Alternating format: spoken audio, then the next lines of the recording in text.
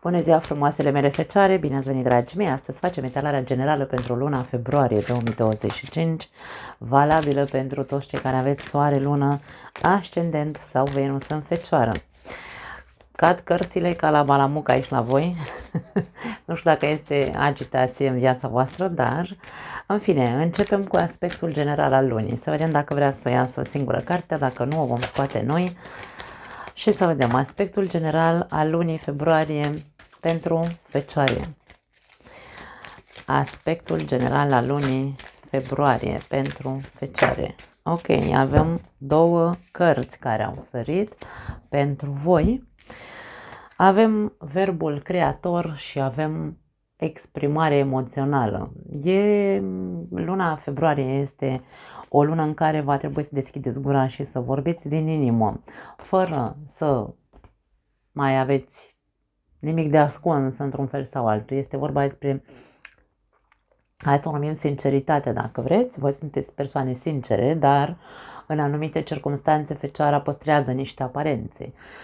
Și nu mai e momentul să păstrați aparențe, este momentul să deschideți gura să spuneți, pentru că tot ceea ce reprimăm se transformă în boală aici, da? E momentul să începem să dăm din casă, cum îmi place mie să zic câteodată. Tot ceea ce până acum am tăcut și am înghițit, e momentul să începem să vorbim despre acel lucru ca să schimbăm situația, ca să putem să creăm o nouă viață, da? Hai să vedem ce vrea să ne spună această combinație. Ia uite, regele just, regele corect, regele de spade și 9 de monede.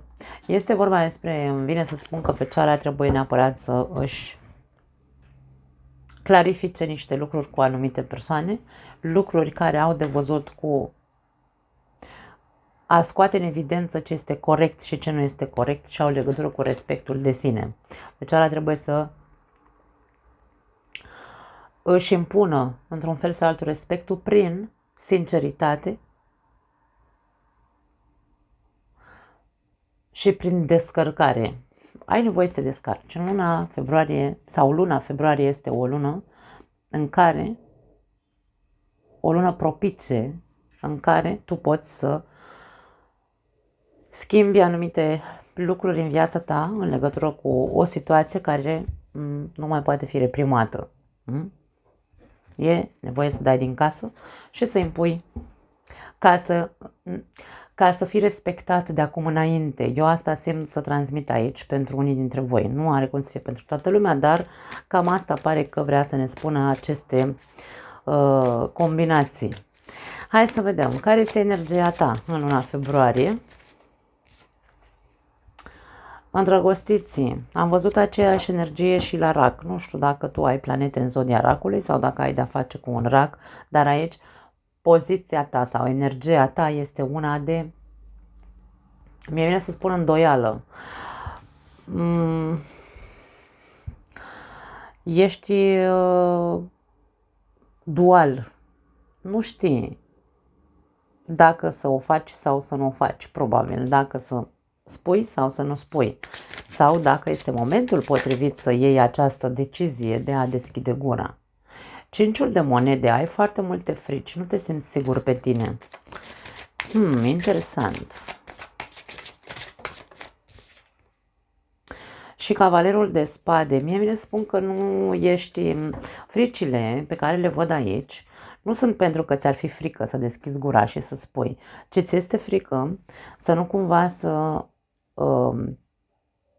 pierzi controlul, pentru că avem cavalerul de spade, care e ăla care îi zic eu care limba ascuțită.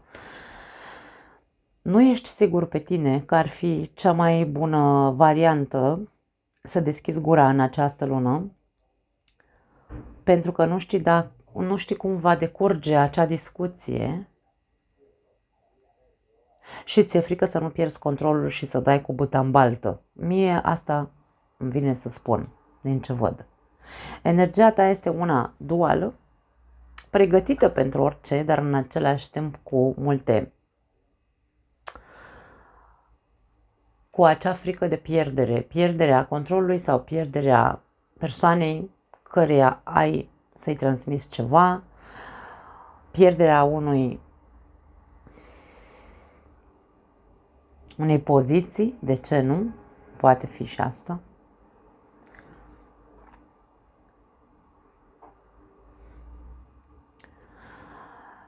Eu cred că tu știi că trebuie să faci acest lucru.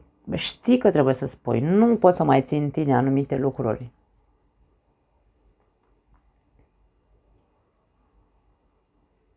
Dar încă nu ești hotărât.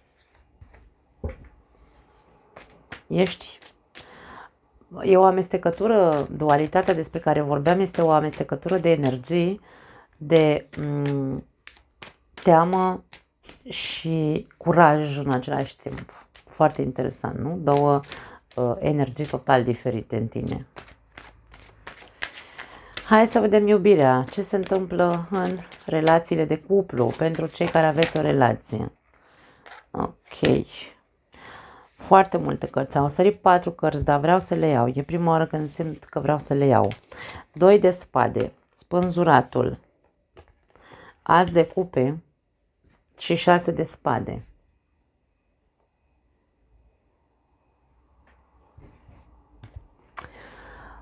Pentru unii dintre voi, cei care aveți o relație, vă gândiți de mult să părăsiți această relație, din câte văd. Dar tot amânați. Există șanse ca relația să ajungă pe un teren pașnic, să zicem așa. Există iubire, bine să spun, sau nu neapărat iubire romantică, dar există o conexiune emoțională între tine și partenerul de viață, dar parcă ceva nu mai pupă, ceva e așa, atârnat, relația atârnată de un fir de ață.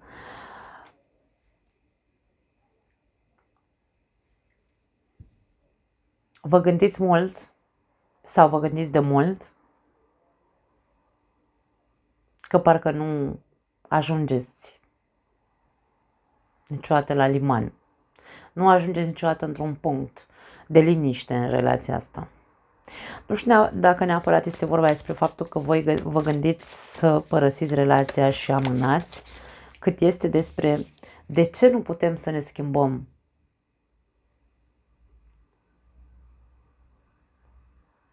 conceptele sau de ce nu pot să-mi schimb părerea, de ce nu pot să văd lucrurile altfel în relația mea, de ce nu pot să-mi văd partenerul altfel în relația mea.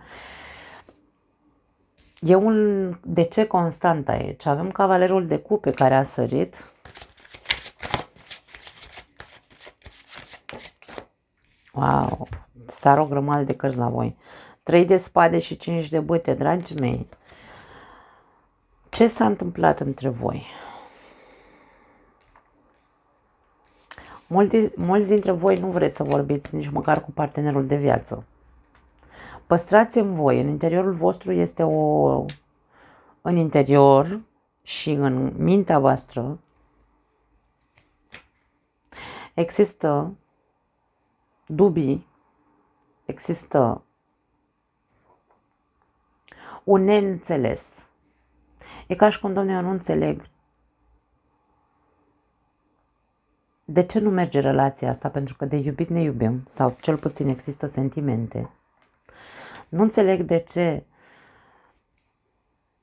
nu se fac eforturi. Sunt multe discuții între voi. Nu știu cine nu face efort, poate niciunul dintre voi nu mai face niciun efort în relația asta. A devenit o relație care există și atât îmi vine să zic. Nu se mai fac eforturi pentru a fi, nu se mai depune eforturi în a mai face un cadou, în a mai invita, a-l invita pe celălalt, a-i mai aduce o floare, a mai fi atent la nevoile emoționale. E ca și cum v-ați de lăsat. În timp, aici, toată lumea și-a avut de treaba ei, în orice alt context al vieții, mai puțin în relație. Nu ați mai fost atenți în relația voastră și totuși există ceva ce vă unește, un sentiment care vă unește, dar există și foarte multe reproșuri, certuri tâmpite, care vă fac foarte mult rău și lipsește foarte mult acea atenție pe detalii, atenție pe celălalt. Lipsește apropiere sufletească între voi. Sau dorință, chef de a mai face, de a te mai apropia de celălalt. Și poate că de-aia în momentul de față pare că relația este blocată, stagnantă și vă tot gândiți ce-o fi cel mai bine. Ce să mai fac? Cum să mai fac? Sau ce să mai facem în relația asta? Hai să vedem un sfat pentru voi.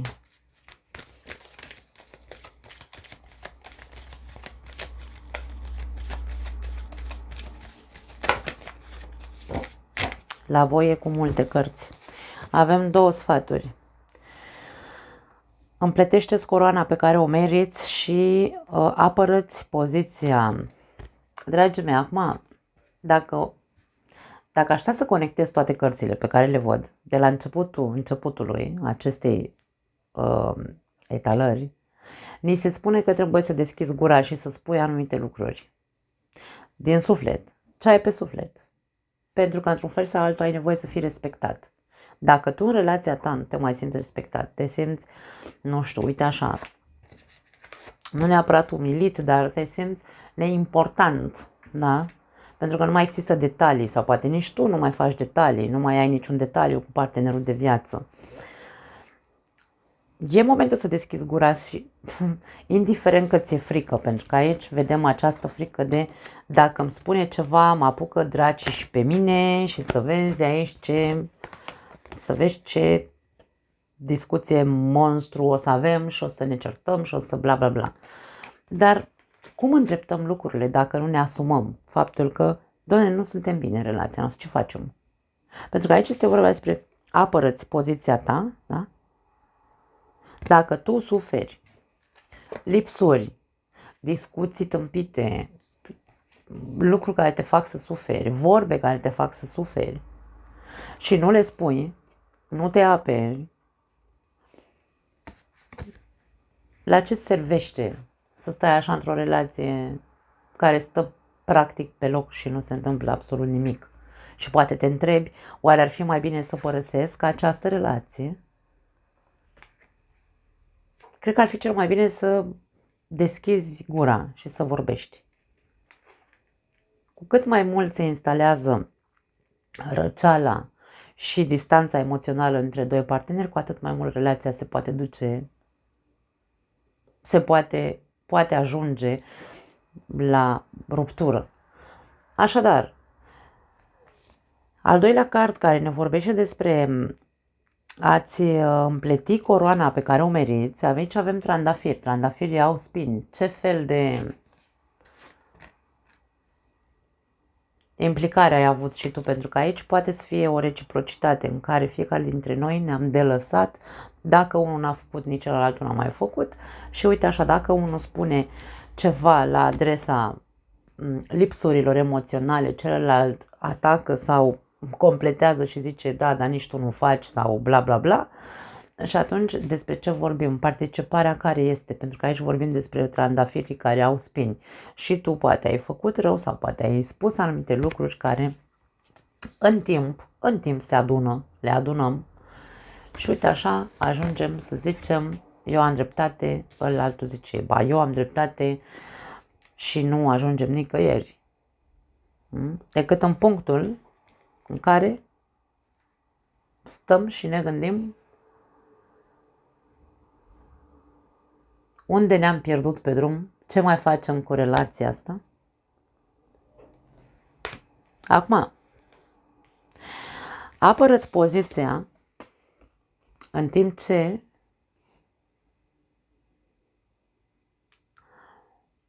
recunoști și implicarea ta în această stagnare, răceală și probleme care există în relație. Da? Nu putem să dăm vina pe o singură persoană când vorbim despre o relație. Da, foarte interesant. Bun, hai să vedem ce e singuri. Ce se arată pentru voi, dragii mei, pe plan sentimental în luna februarie? Ia uite ce frumos, 10 de cupe la cei singuri. 10 de cupe este cartea dorinței împlinite. Poate cunoști pe cineva în această perioadă. Un rege de monede, Taur, Fecioară sau Capricorn. Ok, au sărit multe cărți. Și la voi avem Steaua, As de monede și Cavaler de bâte, dragii mei. Pentru unii dintre voi este împăcarea cu cineva. Steaua poate fi împăcare sau este, hai să spunem așa, astrul care vă ghidează, intuiția voastră care vă zice asta e persoana cu care eu pot să fac casă. Pentru unii dintre voi poate fi o persoană care o veți cunoaște dacă nu ați cunoscut pe nimeni până acum. O persoană sinceră, o persoană care își dorește o relație serioasă, o persoană independentă din punct de vedere financiar.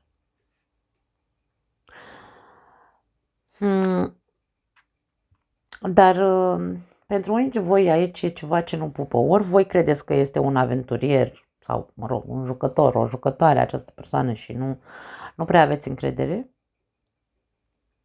Cu toate că intuiția vă zice, ea e persoana cu care tu poți să construiești ceva. Ori n-ai încredere, ori aici este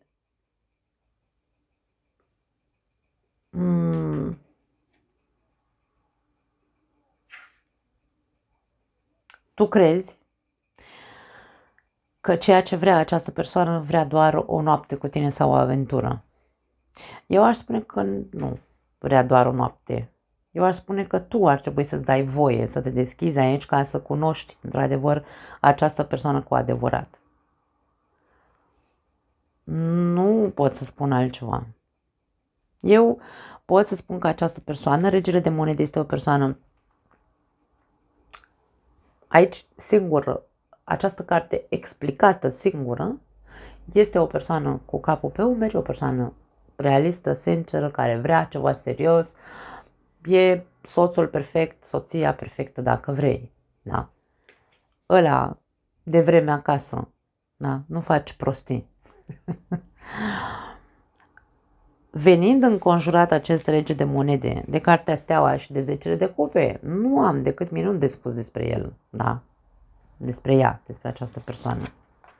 Este o persoană care își dorește ceva serios, vrea să construiască, nu este doar pe aventură. Că poate te dorește, că poate are chef de tine fizic, asta nu neagă nimeni, dar asta nu înseamnă că tu trebuie să o iei doar ca pe o aventură. Aici este vorba despre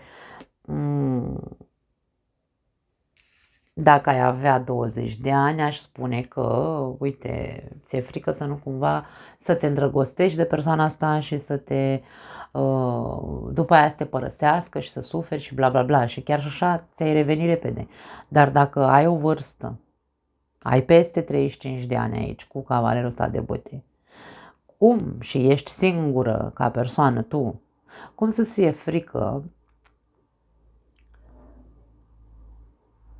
sau să ai dubii, sau să ai, nu știu, adică să nu ți asumi și să zici, băi, da, ok, și da, și eu, poate și eu am dorință să mă culc cu persoana asta, de ce să, vai de mine, stăm așa, vrem numai ceva sigur, dar n-ai cum, domne, corpul este corp, are dorință, e, cum să zic, uman și normal, să te culci cu persoana asta înainte de căsătorie. Ca aici e ca și cum, nu, până nu pui în pirostrile, eu nu mă culc cu persoana asta. Nu mai trăim în secolul 15. Dragii mei, dragile mele fecioare, ce facem? Da? Eu nu zic să te culci cu nimeni, Doamne ferește, nu interpretați, da? Eu n-am zis du-te și culcă-te cu persoana asta, am zis ești o persoană matură și în secolul în care trăim este și despre sex, nu e despre îmi pun pirostrile și pe aia ne culcăm. Voi știți ce alegeți, să înțelegeți din ce am spus. Hai să vedem un sfat pentru voi. Eu aș spune că persoana asta este de încredere. Acum voi faceți ce vreți. Uite, a ieșit Sfatul cum omoară-ți dragonii, fricile tale. Care sunt fricile tale? Să nu se culce cu tine și să-ți dea cu piciorul? Îți dai seama. Ia-o ca pe o plăcere personală, ia-o și tu ca și cum. Da, domne, și eu, dacă tu ai profitat de o noapte cu mine, o iau și eu ca pe un profit de o noapte cu tine și gata, suntem 50-50, nu avem ce să trăim după aia așa, vai, Doamne, s-a culcat cu mine și m-a părăsit. Omoară-ți fricile, da? Sunt doar în capul tău. Și dacă ar fi, cu toate că aici nu există niciun fel de conotație, că persoana asta nu vrea nimic serios cu tine, chiar dacă ar fi să zicem că vrea doar o noapte cu tine, ia-o și tu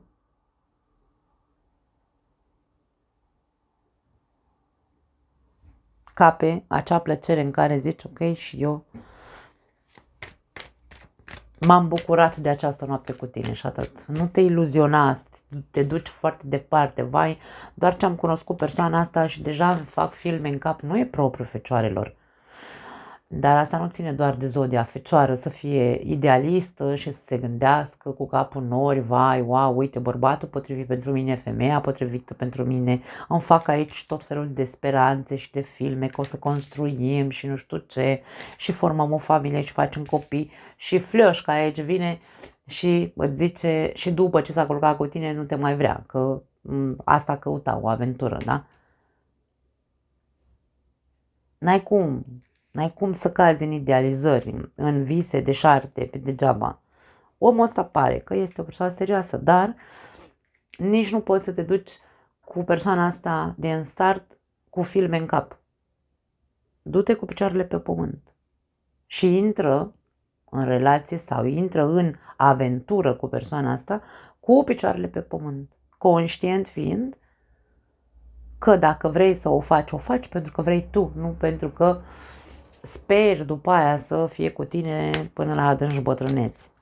Omoară-ți fricile în legătură cu persoanele și asta mai ales femeile, că în general noi suntem așa, ne e frică, vezi, Doamne, să nu fim judecate, că ne culcăm cu nu știu cine și cu... Schimbați-vă mentalitatea că și voi aveți multe fixuri în cap, fecioarelor. Na, mi s-a pus pata pe voi acum. Nu, dragii mei, vă iubesc. Hai să vedem. Carieră, finanțe, tot ce are legătură cu banii, jobul, proiectele pentru luna februarie. Ok, la voi cu cărți multe, am zis eu, că e agitație mare. 5 de bâte și aici și avem și 6 de cupe. Ceva din trecut te agită, că e la locul de muncă, că e vorba despre proiectele tale. E ca și cum dintr-o dată o discuție din trecut apare din nou. 2 de bâte avem. Ce de cărți. Spânzuratul, din nou, lumea și nebunul aici, o nouă cale, un nou început. Pentru unii dintre voi începeți o luați pe un alt drum din punct de vedere financiar. Ori încheiați un job și începeți în altă parte, ori e vorba despre un alt proiect pe care tu îl gândești de foarte mult timp și nu s-a materializat, nu s-a concretizat încă, dar nu s-a materializat din cauza că tu nu erai încă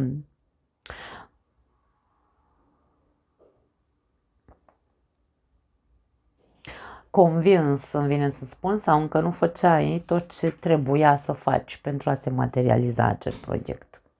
Poate că n-ai avut curaj nici măcar să-l începi, aici era o contradicție continuă în tine.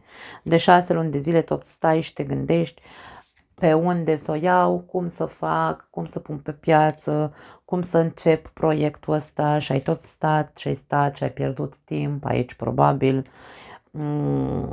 din cauza incertitudinii, dar acum e ca și cum, ok, ai stat o grămadă de timp, l-ai analizat, l-ai văzut și pe o parte și pe alta. Ajunge cu atâta analiză, da? Finalizează analiza și pune mâna și fă. Aici e vorba și despre a-ți asuma un risc. E ca și cum, ok, riscă-te. Dacă tu vrei ceva, ai un plan aici. Sau două, nu contează. Pe care le tot gândești de o grămadă de timp. E momentul să te pui la drum. Nu poți să mai stai în incertitudine și în frică. Pentru că până nu riști, nu câștigi cumva. Cam asta vrea să ne spună. Că e vorba de schimbarea unui loc de muncă, că e vorba de a pune un proiect pe piață, nu are importanță. Aceeași explicație, da. Bun, hai să vedem sănătatea în luna februarie. Sănătatea pentru fecioare. Măi, câte cărți ies la voi. Roata norocului, cavaler de cupe și 9 de monede.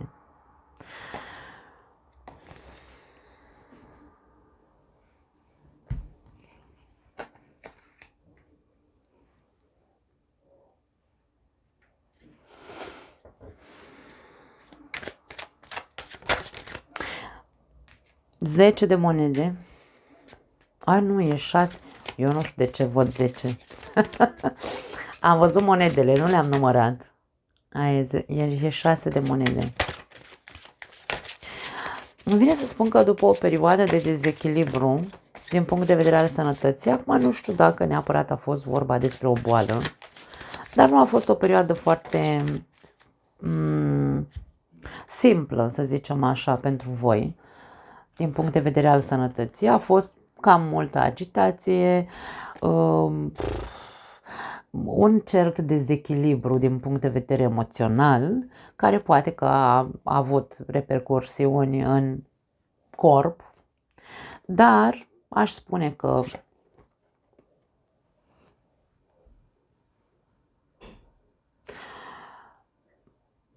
te recuperezi pentru că ești mult mai atent. Acum, eu am mai spus că fecioarele sunt ipohondriace, nu știu cum spune exact în românește, m-a corectat cineva o dată, dar nu mai țin minte. Mintea mea încă funcționează în spaniolă. Nu e vorba să fii ipohondru, e vorba să fii corect, da, cu tine și să zici ok, este așa. Că nu e ok nici să exagerezi cu sănătatea. Voi guvernați casa sănătății în astrologie. Nu este nici despre a nu-mi păsa de sănătatea mea. Este despre a fi o persoană care să știe să integreze echilibru. Să știu să mănânc sănătos, să știu să dorm cât trebuie să dorm, dar fără să fac o obsesie din asta. Da? E vorba despre înțelepciunea intuitivă pe care o avem cu toții, în care știm cum să facem lucrurile corect pentru noi. Pentru că fiecare corp este unic, fiecare om este unic, nu la toți ni se potrivește o singură dietă, de exemplu, sau na. Aici e vorba despre ok, e momentul să faci anumite schimbări în ceea ce te privește, dacă ești obsedat cu sănătatea. E momentul să observi când o iei razna dacă ai dezechilibre emoționale și vezi repercusiuni în corpul tău sau te simți slăbit și așa mai departe, pentru că corpul nostru ne dă semnale întotdeauna. Corpul nostru ne spune, mă doare splina, mă doare, nu știu, uite, cârca, mă doare, da, toate sunt semnale că ceva nu e în regulă, că noi nu mai avem grijă într-un fel sau altul de noi. Și atunci, intuitiv știm cam ce trebuie să facem ca să ne reechilibrăm din punct de vedere al sănătății. Nu trebuie să ajungem nici într-o extremă, nici în cealaltă. Bun, hai să vedem care este provocarea sau la ce trebuie să fii atent în această lună februarie. 2 de bâte. Mie vine să spun să fii atent la ce se întâmplă în momentul de față în viața ta. As de bâte. Și împăratul.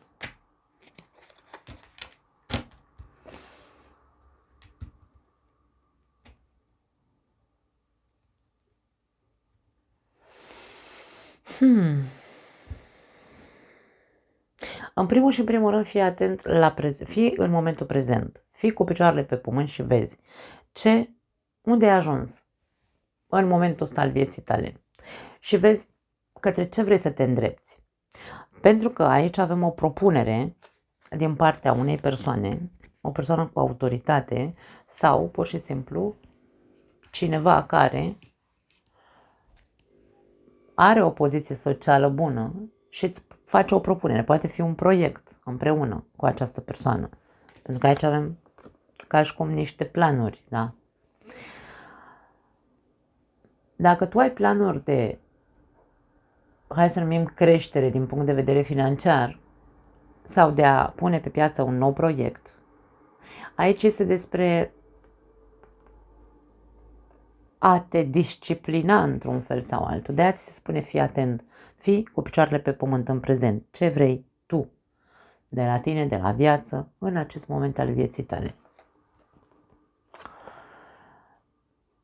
Ce arde în tine? Pentru că indiferent că aici nu vorbim despre o persoană care îți face o propunere, ci vorbim despre pur și simplu ce arde în tine, ce dorințe ai tu de acum, din momentul zero al vieții tale, către viitor în următoarele luni, ce dorințe ai.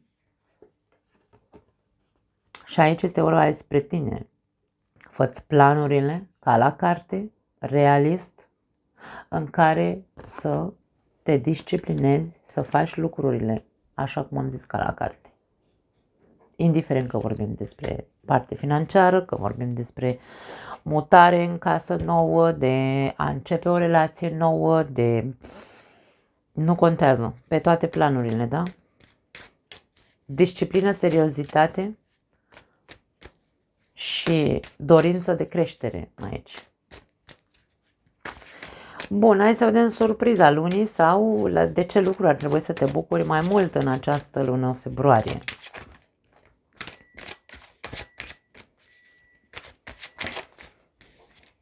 Cavalerul de bâte se repetă pentru cei singuri, dragii mei. Bucurați-vă de această aventură, de această persoană care intră în viața voastră. Bucurați-vă de faptul că sunteți viu. Da? Surpriza ar putea să vină pentru unii dintre voi din partea unui cavaler de bâte, o persoană îndrăzneață, focoasă, nu știu, așa, aventurieră, dacă vrei, da? Care poate, de ce nu, ar trebui să înțelegi că ar trebui să te bucuri de persoane vitale sau cu vitalitate, care te provoacă și pe tine să învii un pic, că poate ești prea serios, aș spune. Hai să vedem.